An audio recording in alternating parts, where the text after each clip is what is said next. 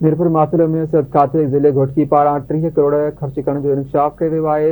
दवाऊं ख़रीदारी में मद में 20 करोड़ ख़र्च कयो वियो आहे। 1.5 करोड़ जी मरीज़नि खे मानी खाराई वई आहे। सहूलियतूं अणियल बणियल आहिनि। तालका अस्पताल घोटकी में 37 DHQ ॾहरकी ऐं उबावड़ो अस्पताल में 33 लख जी मानी खाराई वई। DHQ अस्पताल मीरपुर माथेलो 8 करोड़ 54 लख ख़र्च करे छॾिया आहिनि। आवाज़ टीवी के मिलियल अंग अखर चवणु आहे त जनरेटर ऐं गाॾियुनि जे पेट्रोल जी मद में 1 करोड़ ख़र्च थी चुको आहे।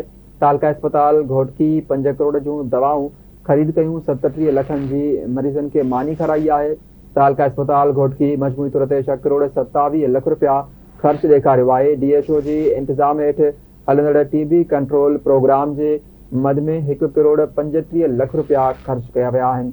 ब्लड ट्रांसफ्यूज़न जे मद में 50 लख रुपया ख़र्च कया विया आहिनि। ॾहरकी अस्पताल में 3 करोड़ 38 लख ऐं उबावड़ो अस्पताल में 3 करोड़ 73 लख रुपया दवाउनि जी मद में ख़र्च कया विया आहिनि।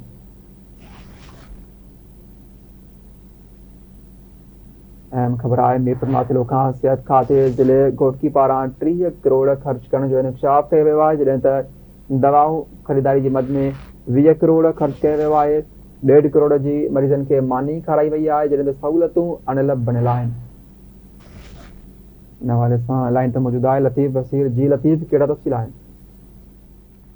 घोटकी ज़िले अंदर सेहत खाते पारां जेके अस्पतालूं आहिनि, घोटकी अस्पताल, DHQ अस्पताल, मीरपुर माथेलो, ॾेरकी, उबाड़ो या खानपुर शेख हमदान अस्पताल, जंहिंमें 3 करोड़ रुपया जेको आहे ख़र्च थियण जो इंकशाफ थियो आहे, जंहिंमें दवाउनि जी मद में 20 करोड़ रुपया, अहिड़ी तरह मानी मरीज़नि खे खाराइण जी मद में 1.5 करोड़ रुपया ख़र्च थियण जो जेको इंकशाफ थियो आहे, इहा तफ़सील आवाज़ टीवी खे मौसूल थियानी।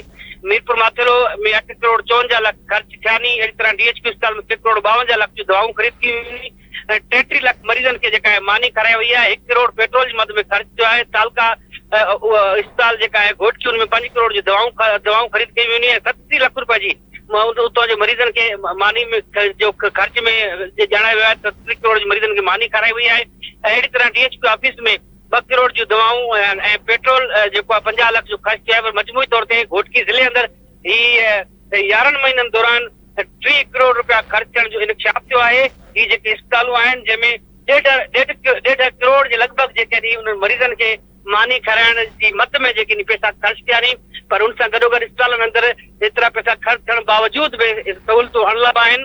पर ही जेके तफ़सील मौसूल थिया नी, ही आवाज़ टीवी खे तफ़सील मौसूल थिया नी। 11 महीननि दौरान घोटकी ज़िले जे सिहत खाते पारां, जंहिंमें तालका अस्पताल घोटकी आहे, DHQ अस्पताल मीरपुर माथेलो ऐं ॾेरकी अस्पताल, उबाड़ो अस्पताल, इन्हनि अस्पतालनि में बि जेको आहे ख़र्च थिया नी, जंहिंमें उबाड़ो अस्पताल में 3 करोड़ 78 लख रुपया, ॾेरकी अस्पताल में 3 करोड़ 38 लख रुपया ख़र्च थिया नी। पर उन सां गॾु पेट्रोल जी मद या थोरे जो जनरेटर जी मद में भी जेका करोड़ रुपया ख़र्च थिया नी। मजमूई तौर ते 20 करोड़ रुपए जी लागत सां जेकी सिर्फ़ दवाउनि जी ख़रीदारी ऐं ॿिया एक्स्ट्रा जेके ॿिया पैसा नी, उहे गाॾियुनि जी मद में, पेट्रोल जी मद में या मानी जी ख़र्च में 1.5 करोड़ रुपया ख़र्च थियण जो इंकशाफ थियो आहे। जी।